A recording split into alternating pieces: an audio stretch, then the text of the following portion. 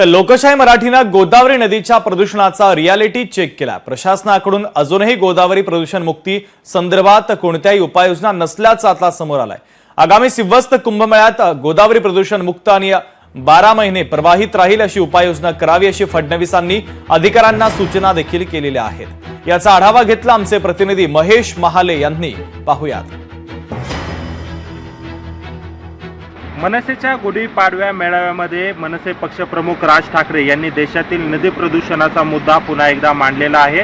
देशातील सर्वच नद्या या प्रदूषित झाल्याचं वक्तव्य काल त्यांनी आपल्या भाषणामध्ये केलं आणि या सगळ्या पार्श्वभूमीवर जर बघितलं तर आता आपण दक्षिण गंगा म्हणून ओळख असलेल्या नाशिकच्या गोदावरी नदीच्या तीरावर आहोत। या ठिकाणी जर बघितलं तर चोपडा लॉन्स परिसरामध्ये असलेल्या या नदीमध्ये थेट गोदावरी नदीमध्ये सांडपाणी मिश्रित होत आहे आणि या ठिकाणी या संपूर्ण नदीला पानवेलींचा विळखा देखील पडल्याचं आपल्याला या ठिकाणी बघायला मिळतंय। खरं तर गेल्या काही दिवसांपूर्वी लोकशाही मराठीने नदी प्रदूषणाचा मुद्दा उचलून धरत गोदावरी नदीच्या प्रदूषणाबाबत रियालिटी चेक देखील केलेला होता।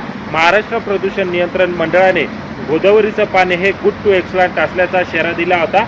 हे पाणी पिण्यायोग्य असल्याचं सांगितलेलं होतं। मात्र आपण जर या ठिकाणी परिस्थिती बघितली तर अत्यंत प्रदूषित अशी गोदावरी नदी आपल्याला या ठिकाणी बघायला मिळते। एकूणच जर बघितलं तर पानवेलींचा विळखा देखील गोदावरी नदीला या ठिकाणी पडलेला आहे। त्यामुळे प्रशासनाने आता गोदावरीच्या नदी संदर्भात काय उपाययोजना करते हे पाहणं देखील महत्त्वाचं ठरणार आहे। कारण आगामी सिंहस्थ कुंभमेळ्याच्या पार्श्वभूमीवर लाखो भाविक हे नाशिकमध्ये येतील आणि याच गोदावरीमध्ये स्नान करणार आहे।